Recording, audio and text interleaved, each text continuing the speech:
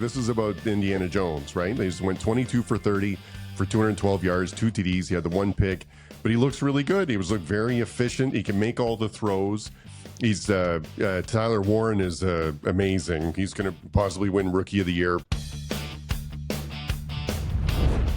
Welcome to Saturday versus Sunday. I'm John Barbin. With me is Jeff Dover, and let's talk football. We're a couple of average football fans that watch college and the NFL football. We're here in our Kansas City road trip. We're going to the Kansas City-Detroit game in a few minutes. We hope we can earn your like and subscribe today. This is our review of the Colts-Cardinals game. What's your initial thoughts? Super Bowl favorites, Colts. Wow, look at you go. You're crazy. I'm crazy. Well, all right. So 5-1. And looking good, offense and defense. So you're not crazy.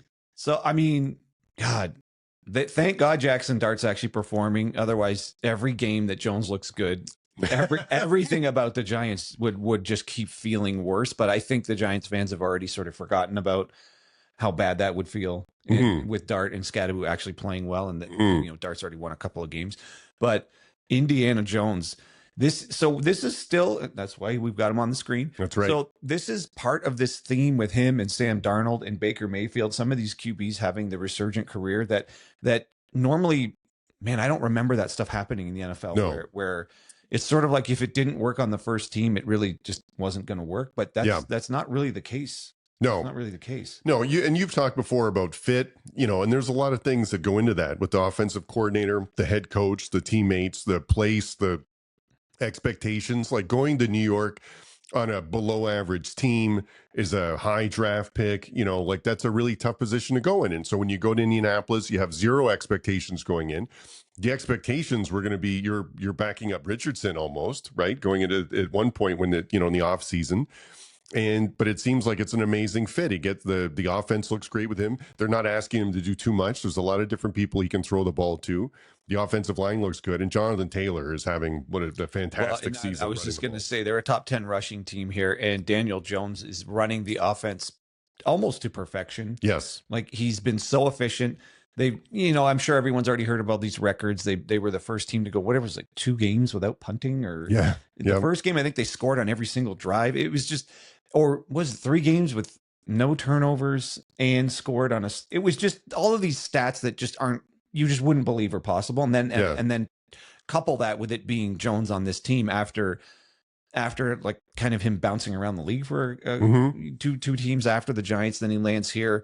And now it really, to your point, seems like there was just dysfunction and the fit with the Giants just wasn't working. But maybe Jackson Dart is going to be a fit there. Yep. No, he looks like, again, nothing again, Jackson Dart looks great. This is the best the Giants have been playing ever since, he's been there.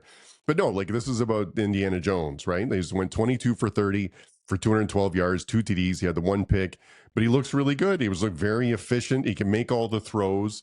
He's Tyler Warren is amazing. He's going to possibly win Rookie of the Year.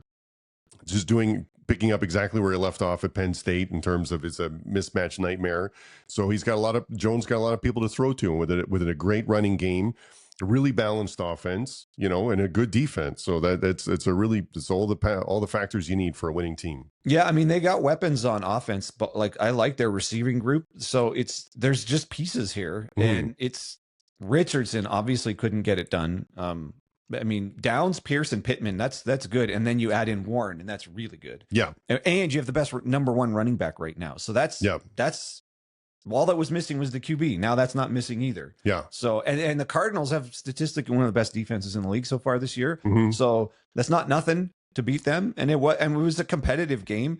And I mean, geez, what are we going to say about the Cardinals? So no, the Cardinals were good. The Cardinals played well. No one, like Jacoby Brissett played well. Like he was 27 for 44 for 320 yards, had 2 TDs. He had an interception. He was sacked twice. But that's for your backup to come in and throw over 300 yards. Like that's really good. Now, what I will say for the Cardinals, the game plan, if you're going into Indianapolis and you want to win, him having 44 passing attempts isn't part of the game plan, right? And it's because they couldn't run the ball very well. So when you're putting it all on him, like that's a really tough position to be in. And that's because they lost Connor, their all everything running back. When he's in, you can see that the offense kind of runs through him. Yes. Because he also he can catch, he can run. Also, he's got like a bit of that spirit. I think that it's partly motivating for the team. Like there's always one or two players where the team's energy flows through. I think Connor was one of those guys for the Cardinals. Yeah. So there's more to just his lack of production, the missing production with him not there. There's something about his presence is not on the field at all. Absolutely. So, I mean, McBride was there and Zay Jones was okay, but now, so the Cardinals, it looks like this is going to be a disappointing season. And Brissett having to go in here after Murray got hurt. This is another story of depth here in the NFL, this concept of depth. So, there's so many teams now that don't have their starting quarterback in. Burrow's gone. Yep. Lamar Jackson is going to be out for some amount of time. Yep. Brock Purdy's in and out of the lineup. And then that's a good example of true depth at the quarterback position. It almost looks like it doesn't matter if Purdy or Jones is in there. Yeah. Now for them, that's really fortunate. And that's one of the only teams that you could probably honestly say you've got a 1A and a 1B. Whereas some of these other teams, Burrow, there's no 1B there. That's a 1 and an F, right? Or however many letters. Distant second. Second.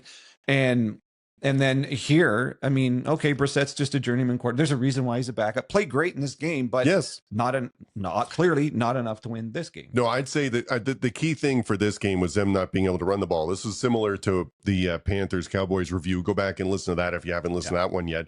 But the Cowboys could not run the ball, and no matter how well you're passing it, in the NFL, it's just going to be hard to win coming down to crunch time if you're one-dimensional, and that's what the Indianapolis was never scared of Arizona running the ball. So it's going to be really tough to win it or to get a drive, to keep the ball away from Indianapolis at the end to win it. They were never in a position to do it because they couldn't run the ball. Yeah. So I mean, I don't know. I don't know what to make of. Okay. So what can we say about both of these teams here? I mean, the Cardinals, this season's slipping away pretty quickly right now here. And I mean, it started off like with a little bit of hope there, but it seems to already be slipping away at 2-4. You can't suffer too many more losses here without it being kind of unrecoverable. Yeah. And I mean, the first step is getting Murray back. Do we know as of time of recording how long he's going to be out for? No, I don't know, because it just started the game with him in the sideline clothes, right? So he wasn't even dressed. So.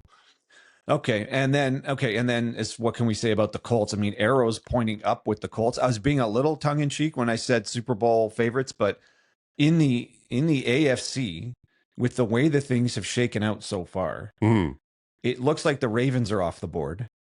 It looks like the Bengals. Well, we know the Bengals are off the board. Yeah. The Chiefs, we'll see what the Chiefs look like tonight, but the Chiefs don't look like the invincible force that they have been, right? Really important game for them tonight. They'll be there at the end, probably, for sure, but there is some cracks in the armor. Let's say it that way. No, but and just so to your point, that if the playoffs started today, the Colts would be the 1 seed in the AFC. Yeah. Okay, so that that says something.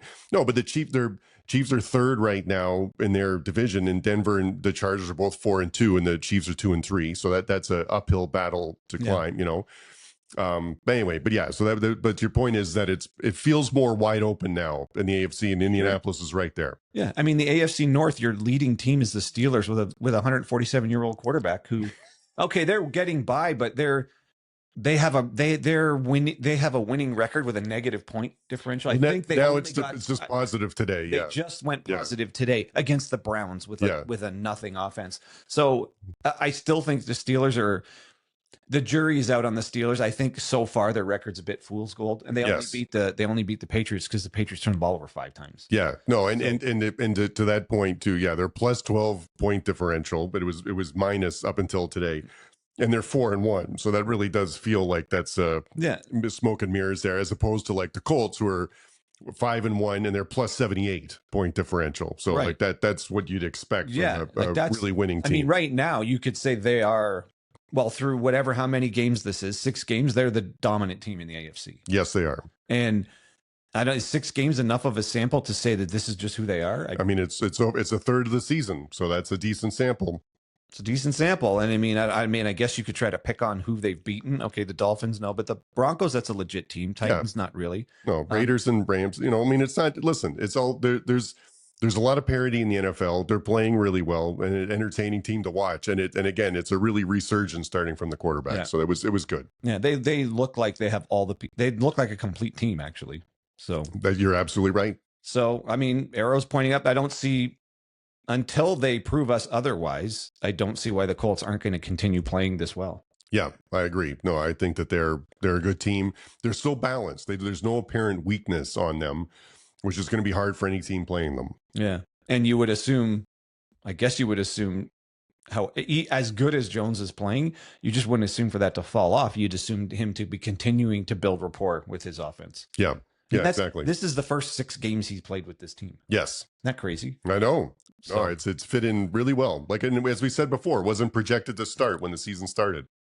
All right. Well, I mean, so I guess it's just another unfortunate season for the Cardinals. And I don't know if the Kyler Murray thing, even though I know he didn't play this game, I don't know him coming back is going to be some kind of great solution. Yeah. It's going to be tough go. No. And arrows pointing up for the Colts. Man, fun team to watch. That's must-watch TV now. It is. The Colts. Yep. Okay, well, that's all we got for this one. You got any more notes? No, that was good for me. Okay. Well, if you're still with us, we appreciate you checking out the channel. We know it's small. We just started it last year. If you would like to support us and you like what we got going on, a subscribe and a like would go a long way. So for Jeff Dover, I'm John Barbin, and that's your Saturday versus Sunday podcast.